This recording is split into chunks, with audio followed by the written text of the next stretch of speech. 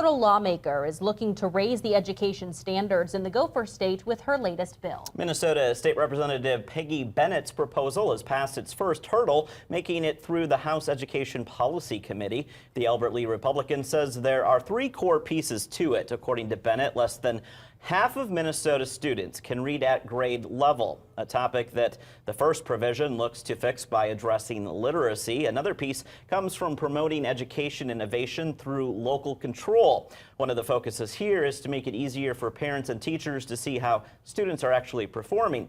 And the final piece here aims at providing school boards with some flexibility for moving funds around and flexibility for mandates on school districts. Bennett says it does not get rid of any mandates themselves, but instead gives those districts additional time to implement them. We are looking at a budget deficit coming up. We don't know exactly what that is yet till the forecast comes out, but we're not going to be able to put a ton of money into anything really. And we don't know what education will get as a target. So allowing schools that funding flexibility to move funds around to target what they need to, I think is incredibly important. So now that the bill has made its way through the House Education Policy Committee, next stop is the Minnesota House Education Finance Committee, and if it is approved there, then it will head to the floor for debates.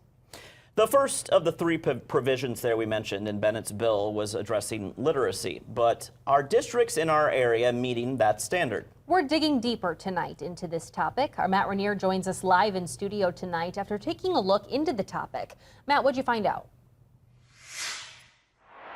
Caitlin and Brock, I took a look at 9 different districts across our area to see what percentage of students were meeting the reading standard. All the information you're about to see here is from the Minnesota Department of Education. We'll start off right here in the Mid-City. Rochester Public Schools has seen around 50% of its students meeting the reading standard. No information was provided for 2023. Heading west over to Byron, where over the past 4 years, it's seen more than 63% of its students at the standard since 2021.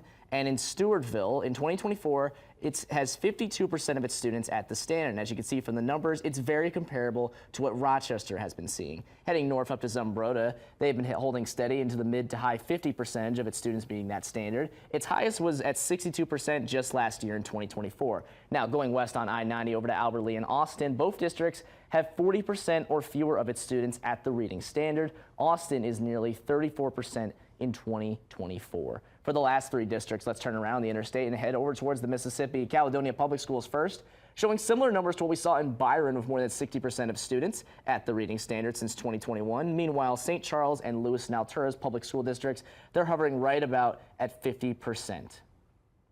I also took a look at the average graduation rates among these 9 districts, and in 2023, an average of 88.3% of students graduated from these districts. Reporting live here in the studio, I'm Matt Rainier.